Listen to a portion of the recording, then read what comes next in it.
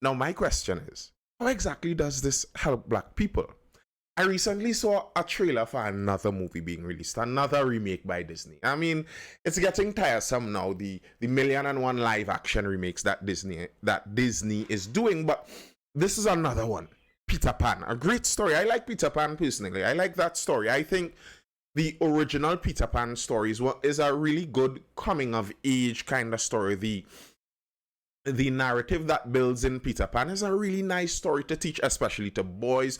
That little gender difference as boys come of age and as girls come of age, you see that in the difference between Wendy. I think the story of Peter Pan told a story with the lost boys of children who fell out of their prams when they were little, and that's how they became lost boys. And it's interesting that it's only lost boys because only boys were silly or clumsy or whatever enough to fall out of the pram, and I am okay with that little difference in gender. It tells a story, and it tells a story about the different upbringing of boys and girls. I like that. But they're remaking that. I'm sure the gender differences are very likely going to be erased in the modern remake too. But something that I've noticed, not only with this Peter Pan remake, but with the Little Mermaid remake, I saw they remade some King Arthur story recently with some very similar stuff to that. And constantly in modern Hollywood, we're seeing more and more black characters taking the place of historically or typically white characters. And my question is, who does this help? How does this help black people? Look, like, I understand representation.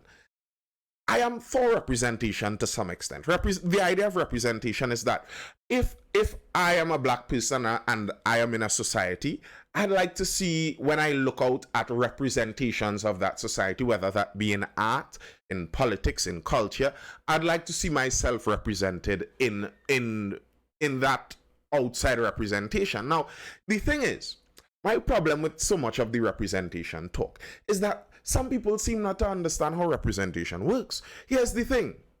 I am a Trini black male Christian believer. Well, if someone is a black male, that does not necessarily mean they're the best representative of me. If someone is a black male, but they're Australian and they are atheist or some other things that are opposite to me, just the black male side may not be the main representation of me. The idea of representation in modern times seems to only be the representation of your physical characteristics. And the irony of that to me is that so many people push the idea that your physical characteristics should not be the focus. These are the least important things about you, these outward physical characteristics. Yet, when we're looking at representation, it seems like the majority of representation has to do with just plain out physical characteristics, while really and truly representation is not just that. If I may better represent a Trini woman than some other woman on the opposite side of the world. If you're voting for someone to go and make a decision on behalf of you, you're a Trini woman looking at this, you want someone to make a decision on behalf of you as a Trinidadian woman. Would you rather a Trinidadian man who understands you, or a Chinese woman? She's a woman too. She's a woman just like you, but is she really representative? And let's look at this. If you haven't hit the like button yet, do hit that like button. Hopefully, we'd get some more variety in some of the content that we're doing. If you are not subscribed yet, make sure you hit that subscribe button. Let's jump into that 1,000 level number of subscribers real quickly. Well, let's look at this picture. I just saw this picture while I was perusing Twitter recently. It had a nice little combination of all of the recent remakes with the race swapping involved. And this obviously isn't all, but this is just a very bold combination. And look at this. Sir Lancelot, Julius Caesar, Heimdall, Orpheus, all of these characters are from recent movies where we saw that race switch from typically historically white characters and changing it to a black character. Sir Lancelot is one of the knights from the Round Table from King Arthur. That's in Old English mythology. Well, it's a mixture of legend and mythology and history and all of that. These were white people. These were the original Britons from the island. And I mean, like, I understand representation, I understand what you're saying, but how would you have a sub-Saharan black African playing a British knight from the first millennia? It just doesn't really make sense. It does not add up. It does not add up. And I would like to know, who does this benefit? When the English people look at this, they would feel insulted. They have their culture, they have their heritage. It seems like black people are now trying to usurp the white English culture, history, and heritage. And I could understand an Englishman thinking like that. I might have thought like that if I was a white Englishman too. What do you mean you have rewritten our history and put a black man there? That doesn't. I don't have to be racist to not enjoy that fact. And you're putting a wedge there between the whites, some whites who are looking at their history, and then you're putting the blacks in there, and it's nearly like you're telling them, you know what, you all don't have interesting enough history for us to write stories about. You all don't have good legends. You all don't have good myths.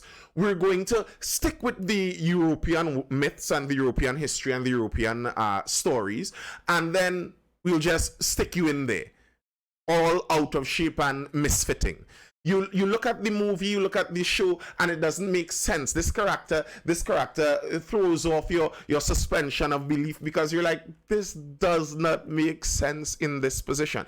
And the thing is, it's not like there aren't African stories you could write. The next one, Julius Caesar, a historical Roman. The guy was a Roman. And Romans were not necessarily the Europeans that you see in modern day, but I can assure you they were not black. In this list, Heimdall is there too, but we'll get back to Heimdall. I see someone in this list, King Solomon and Hannibal Barca. Two characters that, you know, some people may have some debate about their race and ethnicity in history. King Solomon and Hannibal Barca. You want to know who Hannibal Barca is? That's the guy who was Carthaginian and went over to Spain of old, and he is basically the founder of the Catalonian civilization. What you would want to call it, because they aren't a country by themselves. They would like to separate from Spain, but right now they're still part of Spain. Catalonia with Barcelona, you know, that name sounds familiar.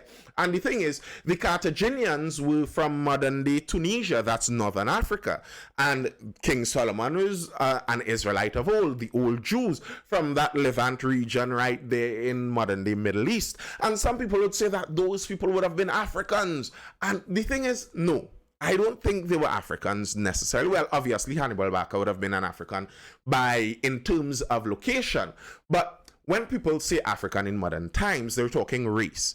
And if we're talking race, the problem here is that some people don't even have an understanding of how the racial makeup is. Africa doesn't only have one race. When people think of African and think of the word black, they think sub-Saharan African. Most of the people you see in this image are sub-Saharan Africans. Sub-Saharan means under the Sahara Desert. That's West Africa, East Africa, South Africa, Central Africa. Sub-Saharan African. That's the typical black. But there were people in North Africa, the sub-Saharan Africans mixed with North Africans. The East Africans don't necessarily look the same as typical black. You go look at an Ethiopian, you look at a Somalian, you look at the Sudanese people, and they don't look typically black to you. You could see that racial nuance in those peoples. And the way I like to look at it, you look at history and you look at geography, and you see races moving with geography. You come out of Africa, you come out from southern Africa, and you go to the eastern, to the northern sides, and you get those Ethiopians who have if you're a Trinidadian, they look nearly like Douglas. They look like natural, authentic Douglas. They're born that way. And then you continue moving up and you get that more Arabian look, etc., etc. So no, King Solomon would not have been sub-Saharan African. Even if you want to think that some part of him would have been African, it would not have been sub-Saharan. That's not that really coily hair, dark skin you're thinking about. These things are pretty much known. Neither were the Carthaginians sub-Saharan African. And to me, it seems insulting. It seems insulting to black people that it's nearly like you're begging for characters to play. You don't have enough characters for you to play. So here's what we do. These white Europeans, they have so much extra characters. Here's what we're going to just give you one. You go play this character. The thing is, both in historical and mythological and new stories, in terms of new stories, you just write a new story. That's not that well, it shouldn't be that difficult. Why would you retell an old story and stick in a person who was not there in the old story? In the account of Troy, I see they have Orpheus here, they have Achilles here. These are characters from the telling of the taking of Troy with the Trojan horse and all that. These are Greek historical stories. Why would you stick in a black person there? Now, when you're telling a story totally made up, like The Little Mermaid, I see people say, well, The Little Mermaid is a fictional story in the first place, so it's nothing to change the race. And to some extent, yes, but also to some extent, no, because the story would have been told with a historical context. The person who wrote the story would have written it with the idea of a certain character in mind. And to me, to retell a story just race swapping, it insults it. It insults it. The story had a context. Now, why would you just not write a whole new story? If you want a black mermaid, you could write a black mermaid story, make up some mythology. I think that would sell way more than retelling the same story, just tweaked now for a black person. And I remember when the trailer for the Little Mermaid came out, and person after person, there was a trend where they would have their little black daughter, and she would look at the show and she would be like, oh my, Little Mermaid is black. And I was like, this is fake. This doesn't make sense. A 5-year-old, has she seen the original mermaid at 5? And has she had at 5 a lesson in race enough to understand that the Little Mermaid is not her race? Because I could tell you, when I was 5, I was struggling with knowing the differences between some races. These are things that are taught. And this is the same thing that I said in terms of representation. Why is it that when a little girl at the age of 5 sees a black girl, that's the only time she feels represented? Won't you feel represented by another female too? You're a girl. You would have felt represented by the mermaid herself. I think some of the lessons that some people teach in the representation kind of fuel some of that racism in the first place. If you're telling your child that you should only feel good about this when you see someone looking like you there, I think that's a bad lesson in the first place. The insults of some of these. Heimdall, the character played by Idris Elba in the Thor series. That's from Norse mythology. Norse is Viking mythology. Something very interesting that I read on some of this Viking mythology. Heimdall, the Norse god, was known as,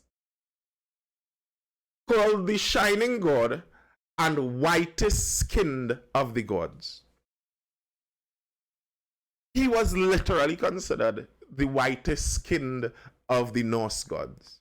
And now we recreated him into Idris Elba. And I mean, not to be colorist out here, but Idris is one of those darker guys. It's not even like he's a light skinned black guy out there.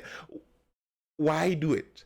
Who does this help? How does this help? Who does this benefit? I think really and truly, when it all comes down to it, this actually hinders.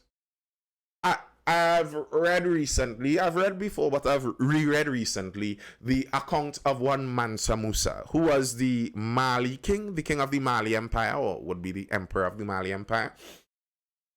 He is rated as quite possibly one of, if not the richest person to ever live. When he did his pilgrimage to Mecca, because he was a Muslim, he changed the entire northern African economy just by gifts he gave when he was on his way there. Just by gifts he gave. The amount of wealth this man had. Why don't you tell a story about him? Listen, go read some African history. Africa has been the continent with humans on it for the longest time. There are stories there. There are myths. There are many African myths. And if you were thinking, how do we strengthen Africans and strengthen the black people and the black culture and all of that? Wouldn't it be that you're trying to put forward their stories, their myths, their history, instead of sticking them into Greek history, into Viking history? And here's the thing: you don't have to do like Woman King attempted to do and whitewash and sanitize their history. That's not even necessary. I'm liking these days the way they're portraying lots of Viking history. The Vikings weren't necessarily the good guys of their age. If you're looking for a good guy and a bad guy, the Vikings weren't really that good guy kind of character. They were out there sacking people's towns. They were taking it upon themselves to leave their homes and go to people's peaceful little village and sack, pillage, steal, plunder. These weren't exactly very nice men, but yet still, they're writing some glorious stories about the Viking age. The same can be done with Africa. The same can be done with African stories and African epics. They don't all have to tell the story of some perfectly morally upright guy. It's a historical story. They could tell an interesting story of what happened, of what could have happened, of possibilities of what happened. That's story writing. And to me, that would be so much more valuable. That would be so much more entertaining. I could tell you, I don't watch many of these movies because they are not entertaining. I try to just see a trailer or if I could get a summary somewhere, because the movie themselves, they're kind of copy and paste now a bit. Anyway, that's all I have for now. Tell me what you think. Drop a comment. Tell me what you think. I hope you're educated, informed, or entertained, and I will see you in the next video.